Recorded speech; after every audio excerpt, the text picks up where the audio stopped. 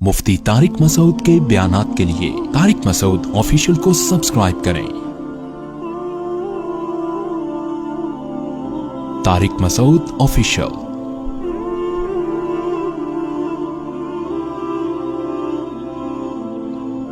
ज़ानी को जो दुनिया में सबसे पहला अजाब मिलता है ना, वो ये मिलता है कि उसको इस गुनाह का चस्का लग जाता है।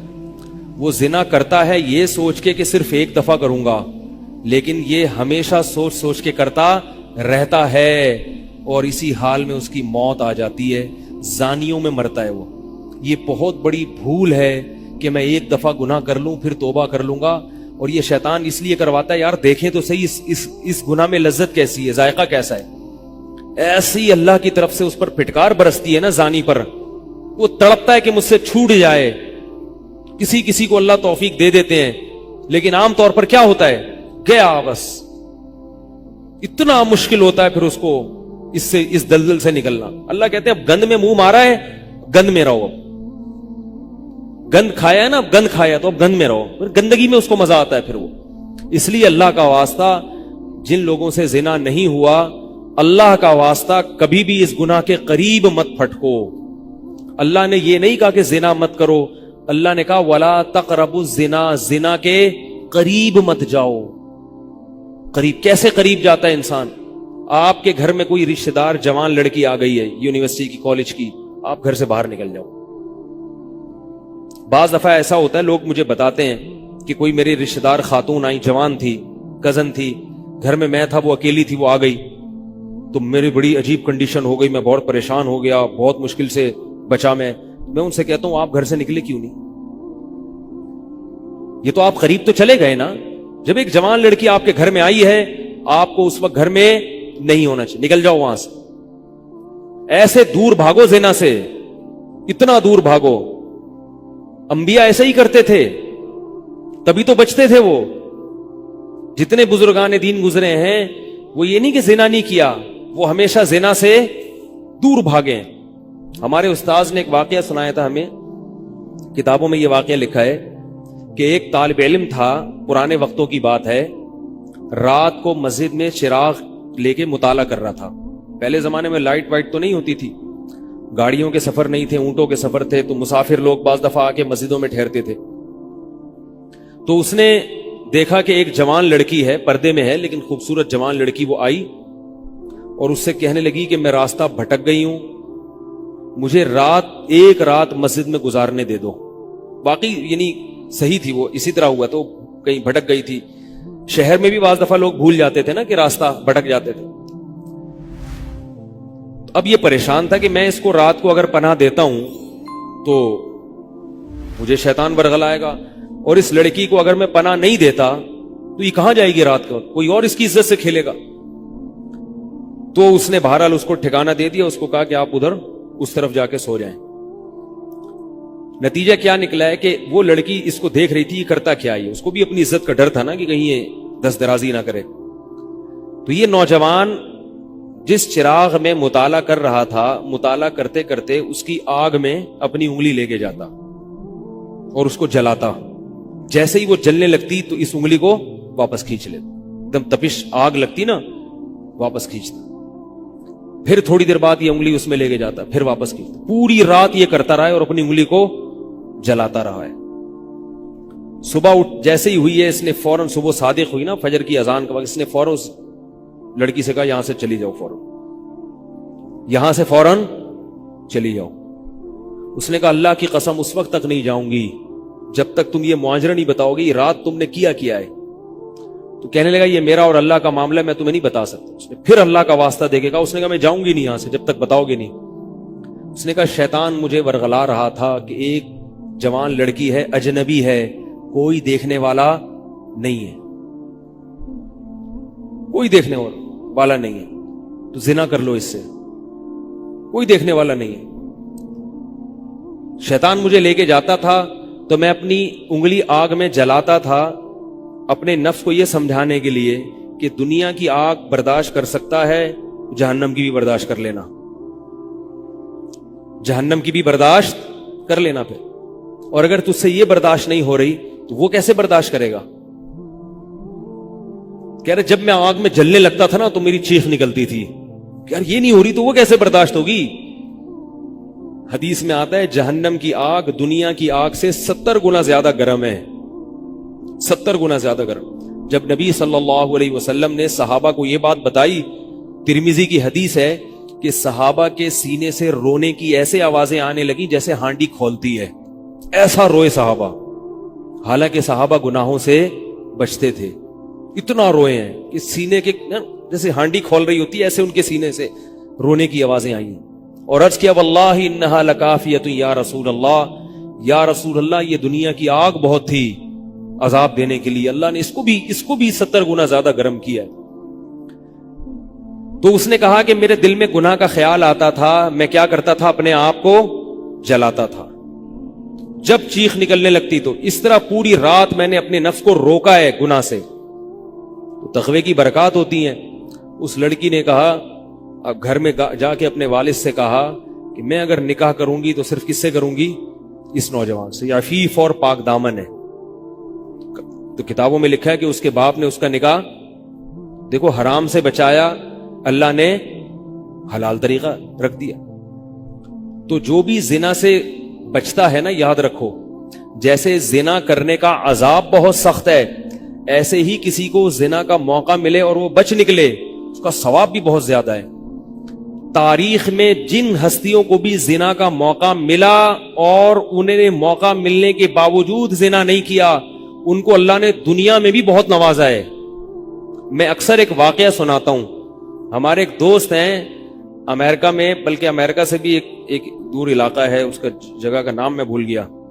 انہوں نے میرا یہ بیان سن کے مجھ سے ملنے کے لیے آئے تھے, وہ مجھے پہچان گئے یہ بیان سن کے. ممکن ہے یہ بھی میرا یہ بیان سنے. یہ میرے والد صاحب کا واقعہ ہے. میرے والد صاحب جب امریکہ گئے, کنوارے تھے اس وقت, میرے والد صاحب بہت ہینڈسم تھے, خوبصورت تھے, اور اتنا چوڑا تو ان کا سینہ تھا اور ایسی چوڑی چوڑی کلائیاں تھیں. بہت ماشاءاللہ اللہ نے ان کو مردانہ وجاہت دی تھی, اور آواز ایسی تھی جیسے ببر شیر ہوتا ہے. بہت ہی خوبصورت آواز تھی, بڑی زبردست پرسنالٹی تھی.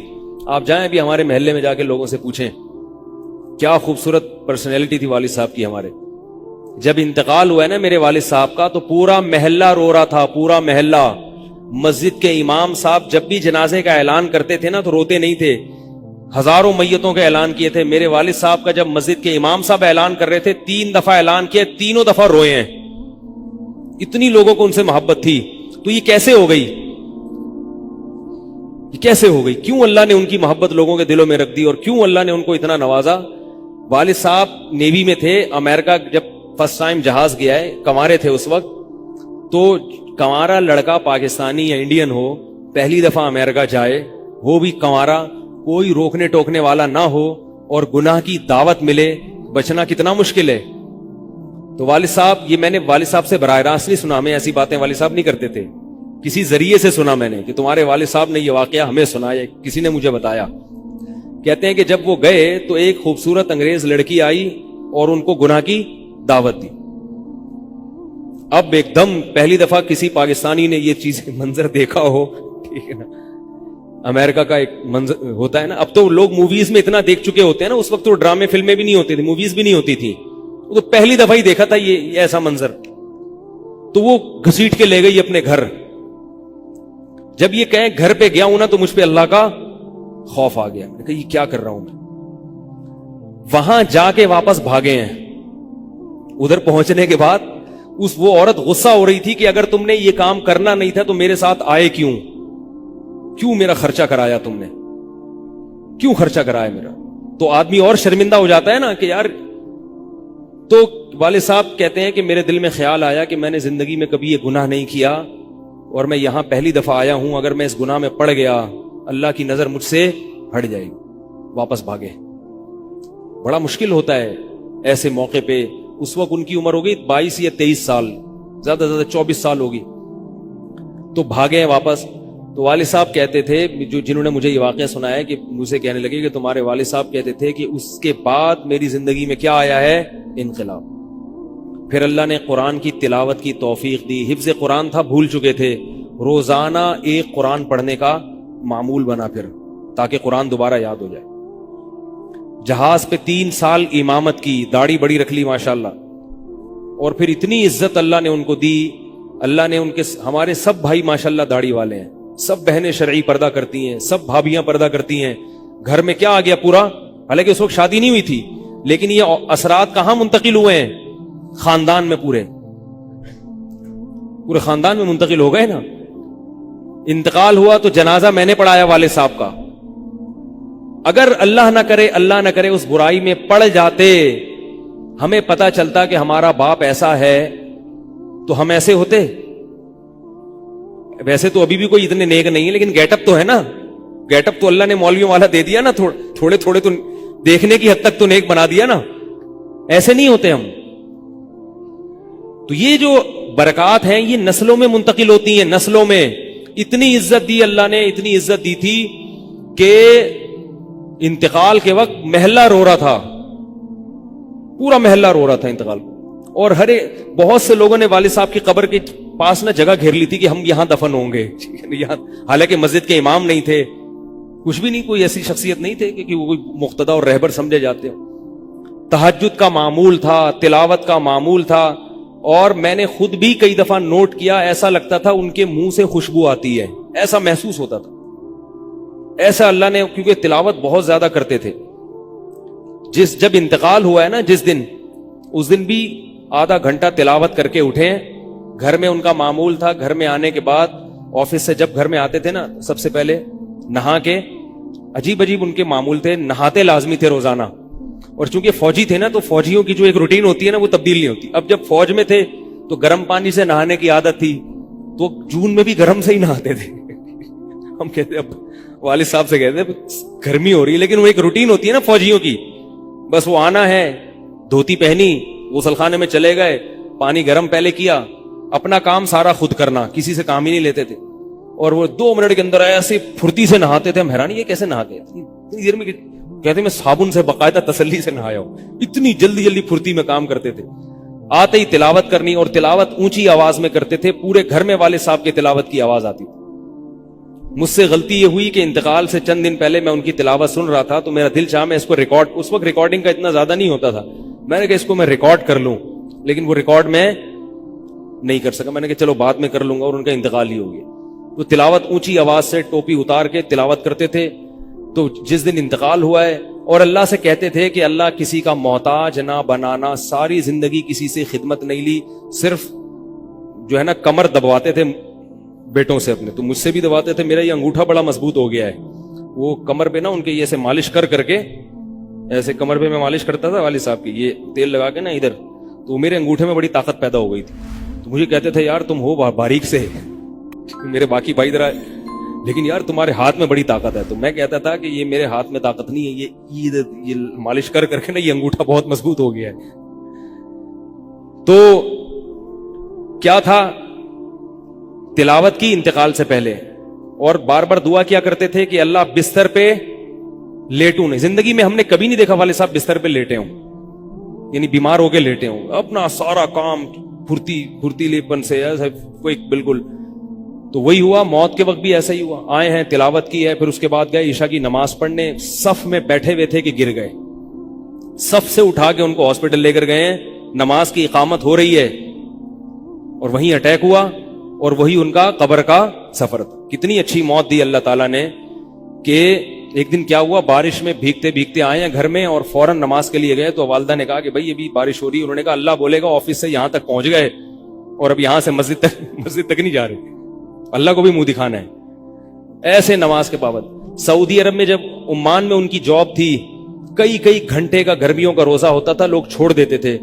والد صاحب کہتے تھے مر جاؤں گا, رمضان کا روزہ نہیں چھوڑوں گا, کچھ بھی ہو جائے, رمضان کا روزہ کیسے چھوڑوں. تراویح کبھی نہیں چھوٹتی تھی, رمضان کا روزہ کبھی نہیں چھوٹتا تھا. میں یہ نہیں کہہ رہا کہ کوئی برائی تھی نہیں ان میں, ایسی کسی کی تعریف کرنا غلط ہے, مگر اللہ نے مجموعی لحاظ سے ان میں بڑی صفات رکھی تھی. یہ صفات کیسے پیدا ہوئیں؟ اللہ نے ایک برائی سے بچنے کی توفیق دے دی. تو میں نے یہ تو اسی میں ان کی موت واقع ہوئی ہے. اور رات کو 12 بجے انتقال ہوا. ان کے سارے کام ایسے ہوتے تھے, موٹے موٹے کام, اور چپکے شو بازی کا بالکل بھی شوق نہیں تھا ان کو. حج, ہمارے محلے سے جب کوئی حج کرنے جاتا تھا نا, 6 مہینے پہلے اعلان ہوتا تھا فلاں صاحب حج پہ جا رہے ہیں, لوگ پہلے سے آ کے نا ان سے دم کروانا. اب تو لوگ بہت حج پہ جاتے ہیں, اس وقت یہ 25 साल पुरानी बात कर रहा हूं मैं, उस वक्त हाजी की बड़ी वैल्यू होती थी। हज पे जो जाने वाला होता था ना, लोग उससे पहले से माशाल्लाह हज पे जा रहे हैं। हमारे इमाम साहब पूरी रनिंग कमेंट्री शुरू करते थे स्पीकर पे। अब वो हज पे जाने वाले हैं, अब उनका नाम आ गया है। जनाजे की भी रनिंग कमेंट्री होती है हमारे महल्ले में, अल्लाह इमाम साहब की मग़फ़िरत फरमाए, इंतकाल हो गया उनका भी। उसको लोग कहते थे ये रनिंग कमेंट्री शुरू कर देते हैं। जनाजे की चारपाई उठ चुकी है, तमाम हजरात से गुजारिश है कि जनाजा गाह में पहुंच जाएं। अब जनाजा घर से निकल चुका है, मैयत को गुस्ल दिया जा चुका है, ईदी सेंटर से लाश घर में आ चुकी है। पूरी ना कमेंट्री होती थी। तो वो जनाजे की भी कमेंट्री, और अगर कोई बीमार होता था महल्ले का तो उसकी भी कमेंट्री। आगा खान में दाखिल हैं, उनके पित्ते में डॉक्टर ने पथरी बताई है। गफ्फार भाई के तमाम हजरात से गुजारिश, दुआ की गुजारिश है कि अल्लाह उनको शिफाए कामिल आजिल अता फरमा। पूरा महल्ला दुआ कर रहा था, अल्लाह गफ्फार भाई के पित्ते की पथरी निकाल दे। ठीक है, वो चूंकि सियासी थे, जमीयत के थे, तो वो पूरी ना सियासत से लेके चलते थे हर चीज। तो वालिद साहब अब जब हज पे जाता था कोई, तो उसकी फिर वो जब हाजी साहब आते थे उनका बड़ा इस्तकबाल। हमारे वालिद साहब को ये चीजें पसंद नहीं थी। वालिद साहब हज करके गए पता ही नहीं चला, और वापस किसी को बोल्टन मार्केट में मिले। उसने कहा हमने तो सुना था आप हज करने गए हुए हैं। वालिद साहब ने कहा मैं भी अभी आया हूं। मैंने कहा जरा बोल्टन मार्केट से जरा टच करता हुआ घर चलो। एक थैला था उनके पास, उसी थैले में हज भी हो रहा है। पूरी दुनिया देखी थी वालिद साहब ने, पूरी दुनिया का सफर किया। बताते थे कि चीन और ऑस्ट्रेलिया ये 2 मुल्क ऐसे हैं जहां मैं नहीं गया, बाकी दुनिया का कोई मुल्क ऐसा नहीं है जिसमें मैं गया ना हूं। लेकिन इतनी सादगी कि आप कहेंगे कि शायद ये कभी अंडा मोड़ भी नहीं आए होंगे। कोई शोबाजी नहीं थी, ऐसे चुपके से गए और हज करके चुपके से वापस। शोहरत पसंद नहीं थी, बिल्कुल पसंद नहीं थी शोहरत। तो कोई भी काम है बस आराम से चुपके से कर लिया। खत्म कुरान के मौके पर हमारे इमाम साहब ना सबको बुलाते थे। हाँ भाई, अब तो वालिद साहब को पसंद नहीं होता था कि नाम लिया जाए मेरा, तो ये चीज लोग उनकी पसंद करते थे। तो उनकी मौत भी ऐसे ही हुई है चुपके से। रात 12 बजे इंतकाल हुआ, मैं मदरसे में था, हम लोग पहुंचे, हम तो हैरान हो गए ये कैसे हो गया भाई एकदम।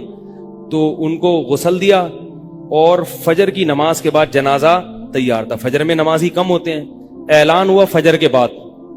जब पब्लिक हमारे घर आना शुरू हुई है तो जनाजा पढ़ के हम उनको दफना चुके थे। लोग कह रहे थे यार ये इतनी बड़ी शख्सियत, इतने महबूब दुनिया से चले गए और हमें पता भी नहीं। हमने कहा भाई गए ऐसे वक्त पर हैं, वो सोने का वक्त होता है, उस वक्त ऐलान हुआ था, मगर जाहिर है आपको पता नहीं चलता। तो ऐसे ही चुपके से खामोशी से चले गए, खामोशी चले गए। तो लोग यही कह रहे थे यार ये ना इन्होंने दुनिया में कभी खिदमत ली है, ठीक है ना, जनाजे में भी किसी को परेशान नहीं किया। ऐसे 2 सफ़े हुई थी जनाजे की, बस चले गए। तो कैसा अल्लाह ने चलते फिरते नमाज की हालत में उनको उठाया है। तो ये मैंने ये वाकया सुना है ना, तो एक साहब बारबडोस से शायद मिलने के लिए आए मुझसे। तो मुझसे वो बयान उन्होंने सुना। पहले मेरा बयान सुनते थे, मुझे पहचानते नहीं थे, अमेरिका की किसी रियासत में थे या बारबडोस में, वल्लाहु आलम। तो मुझसे मिलने के लिए आए, मुझे कहने लगे यार आप हाफिज मसूद साहब के बेटे हैं। मैंने कहा हाँ। कह रहे यार मैं आपका बयान कब से सुन रहा हूं, आपको पहचानता नहीं था। आपने एक दिन मिंबर पे वाकया सुनाया, तो ये वाकया तो आपके वालिद साहब का वाकया है, और ये मेरे वालिद साहब आपके वालिद का वाकया मुझे सुना के अमेरिका भेजा था उन्होंने कि बेटा हाफिज मसूद साहब की तरह जिंदगी गुजारना, अमेरिका जा रहे हो, जैसे वो बचे थे तुम भी बचना। तो कह रहे आपके तो वालदा को भी जानता हूं मैं, आपके तो घर हम लोग पढ़ने आते थे, हमारी दादी से उन्होंने पढ़ा है, यानी हमारे बहुत क्लोज थे वो लोग। अमेरिका चले गए, हवादी से जमाना उनको अमेरिका ले गए, ठीक है ना। तो कहने लगे कि जब मैंने ये आपके रोजाना बयान सुनता था, ये वाकया सुना, तो फिर मैं हैरान हुआ कि यार आप तो बहुत, फिर मेरे भाई भी उनको जानते हैं। तो वो उन्होंने बताया कि ये वाकया तो आपके वालिद साहब का जब मुझे पता चला ना, तो मुझे फिर पता चला आप उनके बेटे हैं। तो मुझसे मिलने आए स्पेशल यहाँ पे। तो ये मैं क्यों वाकया सुना रहा हूं कि देखो भाई, जैसे जिना करना बहुत बड़ा जुर्म है, ऐसे ही जिना से बचना अगर मौका मिले किसी को तो बहुत बड़ी नेकी है। यूसुफ अलैहिस्सलाम को अल्लाह ने कैसा नवाजा कि नहीं नवाजा, बचे थे वो। तो भाई करने वाले बहुत हैं, बचने वाले थोड़े हैं। तो करने वालों में अगर अपना शुमार करोगे तो जहां बहुत सारे लोग हैं, मजे की जिंदगी गुजारी, थोड़े दिनों के लुत्फ और मजे हैं, उसके बाद दुनिया का सुकून भी गया और आखिरत में जहन्नम की आग। اور اگر بچنے والوں میں آ گئے تو ان تھوڑے لوگوں میں اللہ شامل کر لیں گے جو تھوڑے شکر گزار ہوتے ہیں. لیکن اس کا یہ مطلب نہیں ہے کہ ایسا ماحول کریٹ کرو کہ پھر آپ کو بچنے کا موقع ملے. دور بھاگو. میں نے بتایا نا, کوئی لڑکی گھر میں آتی ہے, باہر نکل جاؤ گھر سے, بولے بھائی تنہائی میں نہیں. میں تو اس کی احتیاط کرتا ہوں. کوئی جوان خاتون اگر مسئلہ پوچھنے آ جائیں, بوڑھی ہے تو کوئی اتنا مسئلہ نہیں ہے, جوان خاتون, ایسا ہوتا ہے بعض دفعہ خواتین کو تو ماحول کا نہیں پتا ہوتا, اب وہ آئی ہیں, میں گھر میں کوئی نہیں ہے, آگے دروازہ بجا رہی ہیں, مفتی صاحب گھر میں مسئلہ پوچھنا. گھر میں نہیں بیٹھوں گا, سڑک پہ کھڑے کھڑے پوچھو, ٹھیک ہے نا, بے احترامی ہے. گھر میں آنا ہے تو پھر مسجد کے کسی خادم کو یا کسی بندے کو گھر میں بٹھاؤں گا کہ بھئی آپ بھی آ جاؤ, کیونکہ بدگمانی کا موقع دینا بھی کیا ہے, حرام. ہاں گھر والے موجود ہوں, اہلیہ موجود ہیں, پھر بے شک آگے بیٹھو. اور پھر بھی میں ایسا نہیں کرتا کہ اہلیہ دوسرے کمرے میں اور یہ خاتون اس کمرے میں میرے ساتھ بیٹھے. ایسا نہیں ہوگا بھائی, ایسا کریں گے تو کون آئے گا, ہے بھائی, ایسا